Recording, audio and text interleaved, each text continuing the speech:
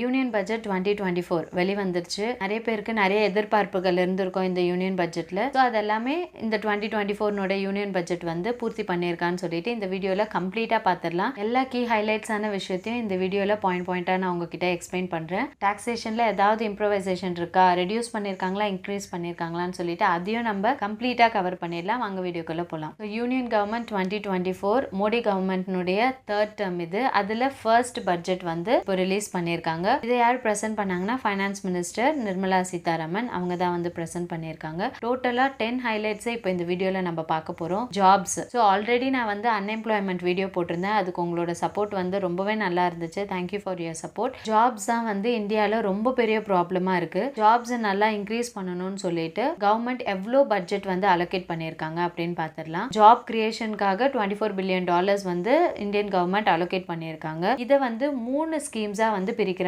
First paid internship, second skilling scheme, third intensive plan. Paid இன்டர்ன்ஷிப்ல என்ன பண்றாங்கன்னா இந்தியாவில் உள்ள டாப் 500 கம்பெனிஸ் கிட்ட நீங்க வந்து இன்டர்ன்ஸை வந்து ஹையர் பண்ணுங்க. ஹையர் பண்ணிட்டு அவங்களுக்கு இன்டர்ன்ஷிப்ல பிராக்டிஸ் பண்ற அந்த இன்டர்ன்ஸ்க்கு ₹5,000 வந்து அலவன்சஸா கொடுங்கன்னு சொல்லிட்டு இந்த ₹5,000 per month வந்து எப்படி ப்ரொவைட் பண்ணுவாங்கன்னா கம்பெனிஸ் தான் ப்ரொவைட் பண்ணும். எப்படி அவங்க ப்ரொவைட் பண்ணுவாங்கன்னா சிஎஸ்ஆர் பட்ஜெட்ல இருந்து ப்ரொவைட் பண்ணுவாங்க. ஸ்கீம் மூலியமா கவர்மெண்ட் என்ன சொல்றாங்கன்னா கிட்டத்தட்ட 100 மில்லியன் யூத் வந்து இது மூலியமா பெனிஃபிட் ஆவாங்கன்னு சொல்லிட்டு ரொம்ப ஸ்ட்ராங்கா சொல்றாங்க.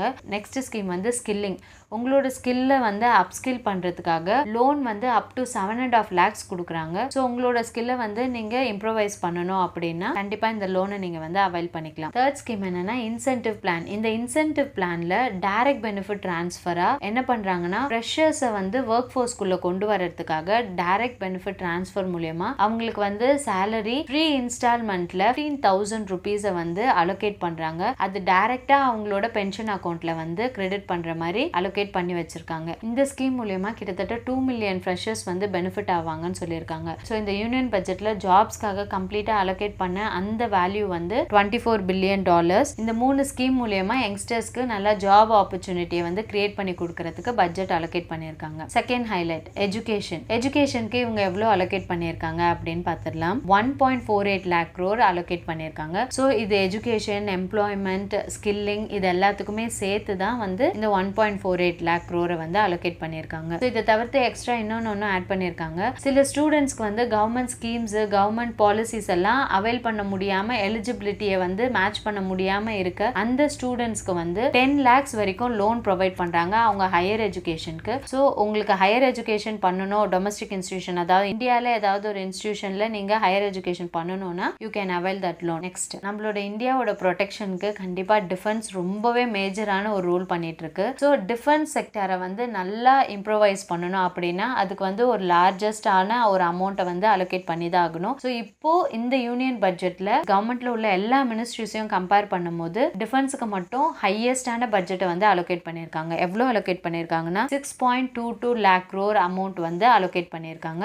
ஸோ இந்த வேல்யூ வச்சு எக்யூப்மெண்ட்ஸ், இன்ஃப்ராஸ்ட்ரக்சர், பார்டர் மேனேஜ் இது எல்லாத்துக்குமே இந்த அமௌண்ட்டை வந்து அலோகேட் பண்ணியிருக்காங்க. போன தடவை விட 30% வந்து ஹையா தான் பண்ணியிருக்காங்க. ஸோ இது வந்து கண்டிப்பா ஒரு ஸ்ட்ராட்டஜிக் அசெட்னே சொல்லலாம். ஏன்னா நம்மளோட செக்யூரிட்டி வந்து ரொம்ப ரொம்ப இம்பார்ட்டன்ட். அதுக்கு இந்த அமௌண்ட் வந்து அலோகேட் பண்றது ரொம்பவே வரவேற்கத்தக்க விஷயம். நெக்ஸ்ட் ஹைலைட்டான ஒரு விஷயம் பிளஸ் அது இப்போ ரொம்பவே கான்ட்ரவர்ஷியலாவும் போயிட்டு இருக்கு. ஸோ அது என்னன்னா கோயலேஷன் பட்ஜெட். பிஜேபியினுடைய டாப் பார்ட்னர்ஸா இப்போ இருக்கிறது வந்து Telugu Desam party from Andhra Pradesh and Janata Dal united from Bihar. Andhra பிரதேஷ்க்கும் பீகாருக்கும் பட்ஜெட் அலோகேஷன் பண்ணியிருக்காங்க. ஸ்பெசிஃபிக்கா ரொம்ப சிக்னிஃபிகண்டான அமௌண்ட்டை அந்த 2 ஸ்டேட்டுக்கும் அலோகேட் பண்ணியிருக்காங்க. இந்த யூனியன் பட்ஜெட்ல இந்த 2 ஸ்டேட்டுக்கு சிக்னிஃபிகண்டா எவ்வளோ அமௌண்ட் வந்து அலோகேட் பண்ணியிருக்காங்கன்னு தெரிஞ்சுக்கலாம். எதுக்காகவும் தெரிஞ்சுக்கலாம். ஃபர்ஸ்ட் ஆந்திர பிரதேஷ்க்கு 15,000 crore rupees வந்து அலோகேட் பண்ணியிருக்காங்க. ஆந்திர பிரதேஷோட கேபிட்டல் அமராவதி இருக்குல்ல அதை நல்லா ப்ராப்பரா டெவலப் பண்ணணும்னு சொல்லிட்டு இந்த அமௌண்ட்டை வந்து அலோகேட் பண்ணியிருக்காங்க. செகண்ட் பீகார் எடுத்துக்கலாம். பீகாருக்கு வந்து 26,000 crore வந்து அலோகேட் பண்ணியிருக்காங்க. ரோட் ப்ராஜெக்ட்காக,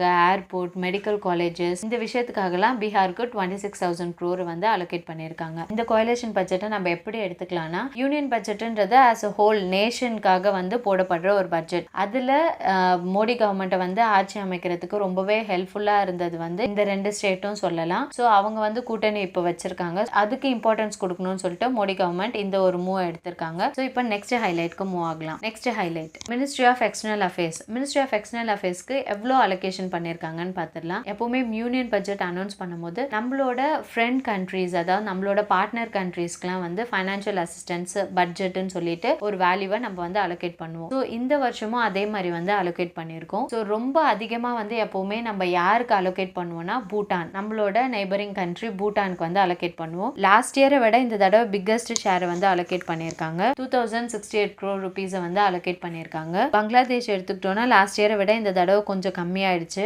120 crore தான் அலோகேட் பண்ணியிருக்காங்க. மொரிஷியஸ் எடுத்துக்கிட்டோம்னா லாஸ்ட் இயரை விட இந்த இயர் வந்து கொஞ்சம் கம்மி தான், 370 crore வந்து அலோகேட் பண்ணியிருக்காங்க. மியான்மரும் அதே மாதிரி தான் கம்மியாக இருக்கு, 250 crores வந்து அலோகேட் பண்ணியிருக்காங்க. ஸ்ரீலங்கா அண்ட் நேபாளுக்கு வந்து கொஞ்சம் நல்லா இன்க்ரீஸ் ஆயிருக்கு. இந்த தடவை நேபாளுக்கு வந்து 700 crores அலோகேட் பண்ணியிருக்காங்க ஃபைனான்ஷியல் அசிஸ்டன்ஸா. ஸ்ரீலங்காக்கு வந்து 150 crores வந்து அலோகேட் பண்ணியிருக்காங்க. மால்டிவ்ஸ் வந்து எந்த ஒரு சேஞ்சும் இல்லை, லாஸ்ட் இயர் வந்து 400 crores அலோகேட் பண்ணியிருந்தாங்க, அதே தான் இப்போ மெயின்டைன் ஆகுது. இந்தியாவோட ப்ராஜெக்ட் சபஹர் போட்டிருக்கு தெரியுமா ஈரான்ல, ஸோ அதுக்காக எவ்வளோ அமௌண்ட் வந்து அலோகேட் பண்ணியிருக்காங்கன்னா 100 crores வந்து அலோகேட் பண்ணியிருக்காங்க. இதுவும் லாஸ்ட் இயர் கம்பேர் பண்ணும்போது சேஞ்ச் ஆகல. நம்மளோட பார்ட்னர் கண்ட்ரீஸ்க்கு ஃபைனான்ஷியல் அசிஸ்டன்ஸ் அலோகேட் பண்றது ரொம்பவே இம்பார்ட்டன்டான விஷயம். அப்பதான் நம்மளோட எக்ஸ்டர்னல் அஃபேர்ஸ் வந்து ரொம்ப ஸ்மூத்தா வந்து ரன் ஆகும். நெக்ஸ்ட் ஹைலைட், எல்லாருமே ரொம்ப எதிர்பார்த்து கொஞ்சம் மன வருந்தின ஒரு பார்ட்டை பத்தி தான் பார்க்க போறோம், டாக்ஸேஷன். ஸோ டாக்ஸேஷன் பொறுத்த வரைக்கும் ஃபர்ஸ்ட் நம்ம பார்க்க வேண்டியது இந்த ரேர் எர்த் மினரல்ஸ் எல்லாம் சொல்லுவோம் தெரியுமா. ஸோ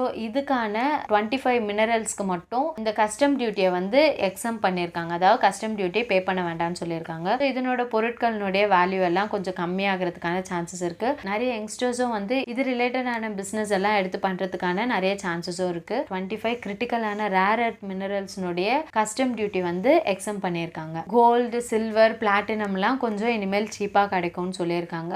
ஸோ அதுவும் நம்ம பார்க்கலாம் எவ்வளோ ரெடியூஸ் ஆகுதுன்னு சொல்லிட்டு. மொபைல் ஃபோன்ஸ், அதனோட ஆக்சசரிஸ், சார்ஜஸ், இதனோட இம்போர்ட் டியூட்டியும் வந்து ரெடியூஸ் ஆயிருக்கு அப்படின்னு சொல்றாங்க. ஸோ இதனோட இம்போர்ட் டியூட்டிஸும் ரெடியூஸ் பண்ணியிருக்காங்க. இன்கம் டேக்ஸ்ல 50,000 வந்து ஸ்டாண்டர்டா டிடக்ஷன் பண்ணிட்டு இருந்தாங்க, இப்போ 50,000ல இருந்து அது 75,000க்கு இன்க்ரீஸ் பண்ணியிருக்காங்க. ஸோ இப்போ வந்து 75,000 தான் வந்து ஸ்டாண்டர்ட் டிடக்ஷன் அப்படின்னு சொல்லியிருக்காங்க. ஸோ இன்கம் டேக்ஸ்ல இந்த ஸ்டாண்டர்ட் டிடக்ஷன் நியூ ரெஜிம்ல தான் வந்து அக்செப்ட் ஆகும். ஸோ யாரெல்லாம் நியூ ரெஜிமை ஃபாலோ பண்றீங்களோ அவங்களுக்கு மட்டும்தான் இது வந்து அக்செப்ட் ஆகும். நெக்ஸ்ட் இன்வெஸ்ட்மெண்ட் பண்றோம்ல, இன்வெஸ்ட்மெண்ட் பண்ற ஒவ்வொருத்தரும் கண்டிப்பா இதுக்காக ஃபீல் பண்ணியிருப்பாங்க. ஏன்னா கேபிட்டல் கெயின் டேக்ஸ் வந்து நல்லா இன்க்ரீஸ் பண்ணியிருக்காங்க. கேபிட்டல் கெயின் டேக்ஸ்னு எடுக்கும்போது ஷார்ட் டேர்ம், லாங் டேர்ம் ரெண்டு இருக்கு. ப்ரீவியஸா ஷார்ட் டேர்ம் கோலுக்கு எவ்வளோ டாக்ஸேஷன் இருந்துச்சுன்னா 15% இருந்துச்சு, இப்போ அது 20%க்கு இன்க்ரீஸ் பண்ணியிருக்காங்க. Long term capital gain tax எடுத்தோம்னா 10% இருந்துச்சு ப்ரீவியஸா, இப்போ அதை 12.5% வரைக்கும் இன்க்ரீஸ் பண்ணியிருக்காங்க. கேபிட்டல் கெயின் டேக்ஸ் எடுத்துக்கும் போது நீங்க கெயின் பண்ற ஃபர்ஸ்ட் 1 lakh டேக்ஸ் கிடையாது, அதுக்கப்புறம் வர்றதுக்கு 12.5% நீங்க வந்து பே பண்ணணும். ஸோ இந்த விஷயம் வந்து இன்வெஸ்டர்ஸ்க்கு கொஞ்சம் மன வருத்தத்தை தான் கொடுத்துருக்கோம். நெக்ஸ்ட் வந்து இந்த ஏஞ்சல் இன்வெஸ்டர்ஸ்லாம் இருக்காங்க தெரியுமா, கவர்மெண்ட் வந்து ஏஞ்சல் டேக்ஸை அபாலிஷ் பண்ணிட்டாங்க. ஸ்டார்ட் அப் பண்றவங்க எல்லாம் இண்டிவிஜுவல்ஸ் கிட்டயோ இல்ல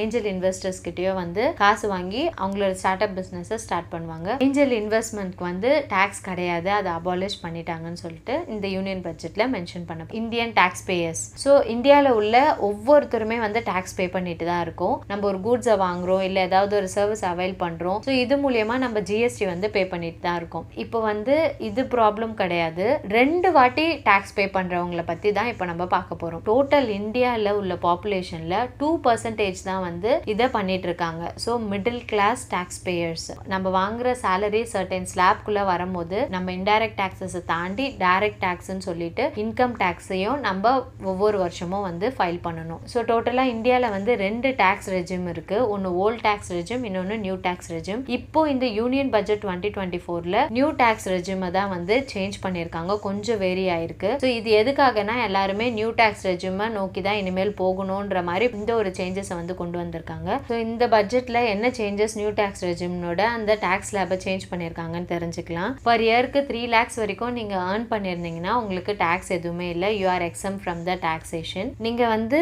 மோர் தென் 3 lakhsல இருந்து 7 lakhsக்குள்ள நீங்க ஏர்ன் பண்றீங்கன்னா 5% ஆஃப் த இன்ட்ரெஸ்ட் வந்து பர் இயருக்கு நீங்க கண்டிப்பா டாக்ஸ் ஃபைல் பண்ணணும். நெக்ஸ்ட் 7 lakhs மேல 10 lakhsக்குள்ள நீங்க ஏர்ன் பண்றீங்கன்னா பர் இயருக்கு நீங்க 10% டாக்ஸ் வந்து பே பண்ணணும். மோர் தென் 10 lakhs and 12 lakhs வரைக்கும் நீங்க ஏர்ன் பண்றீங்கன்னா நீங்க 15% ஸ்லாப்குள்ள வந்துருவீங்க. ஸோ 15% டாக்ஸ் நீங்க பே பண்ற மாதிரி இருக்கும். நெக்ஸ்ட் இருக்க ஸ்லாப்ஸ் வந்து சேஞ்ச் ஆகல. 12 lakhs மேல 15 lakhs வரைக்கும் நீங்க ஏர்ன் பண்றீங்கன்னா அதே 20% தான். 15 lakhs மேல நீங்க ஏர்ன் பண்றீங்கன்னா 30% தான். இந்த 2 ஸ்லாப்ல மட்டும் எந்த சேஞ்சஸும் கிடையாது. இந்த நியூ டாக்ஸ் ரெஜியூம்ல கொண்டு வந்த சேஞ்சஸ்னால நீங்க பே பண்ணக்கூடிய டாக்ஸ் ரேட்ஸ் வந்து வந்து ஸ்லைட்டாக இன்க்ரீஸ் தான் ஆயிருக்கு. ஸோ இதனால கண்டிப்பாக டேக்ஸ் பேயர்ஸ் எல்லாம் கொஞ்சம் மன வருத்தத்தில் தான் இருப்பாங்க.